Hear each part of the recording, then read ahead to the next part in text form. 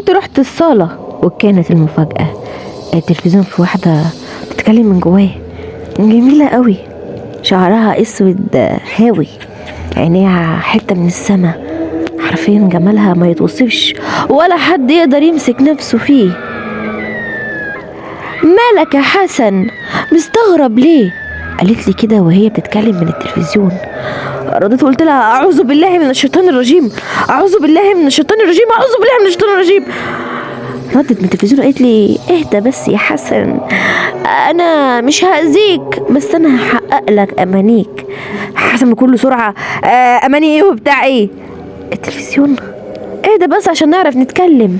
بص يا حسن، على كل امنيه هتطلبها مني انا هطلب حاجه وبس كده. ايه المخيف في كده؟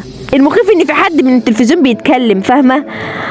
انا ما اسميش حد، انا اسمي بلورة، وهو ده اللي مخوفك؟ يا عم ماشي، اديني طلعت من التلفزيون وقعدت جنبك. وبعد ما طلعت من التلفزيون اغمى على حسن من الخضة.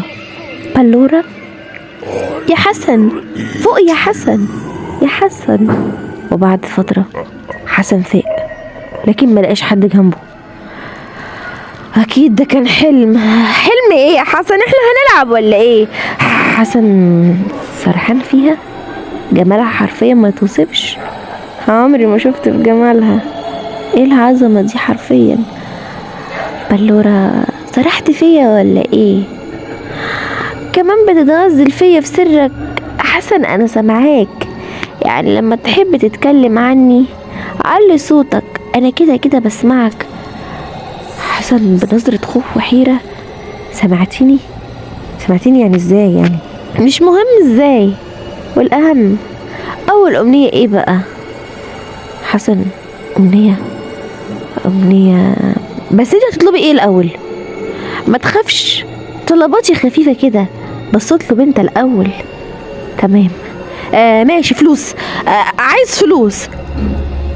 شكل بورا بلورة حضر فلوس وتيجي في لحاله.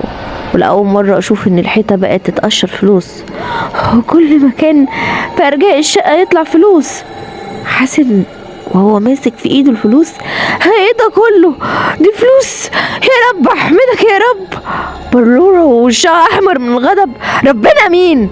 أنا اللي جبت الفلوس مش ربنا. وبعدين يلا عشان طلبي. حسن مش قصدي، ما تغضبيش وتزعلي يا حياتي. قولي طلبك ايه؟ انتي تأمري اوامر. بلورة هتنزل معايا العالم بتاعي، نجيب حاجات نيجي تاني. حسن باستغراب، العالم بتاعك؟ بس ده مش خطر عليا؟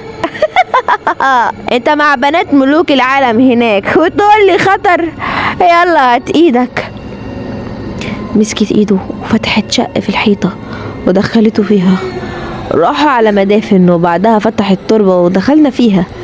والمفاجأة عالم مختلف عن بواقي عوالم الإنس، ناس شعرها غريب، والأغرب ناس من فئة معينة شكلها أغرب، والأغنى منهم واخد أجمل ملامح.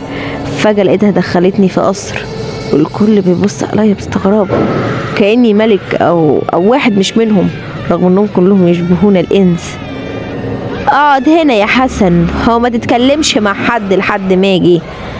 تمام ماشي، بس سايباني وراح على فين؟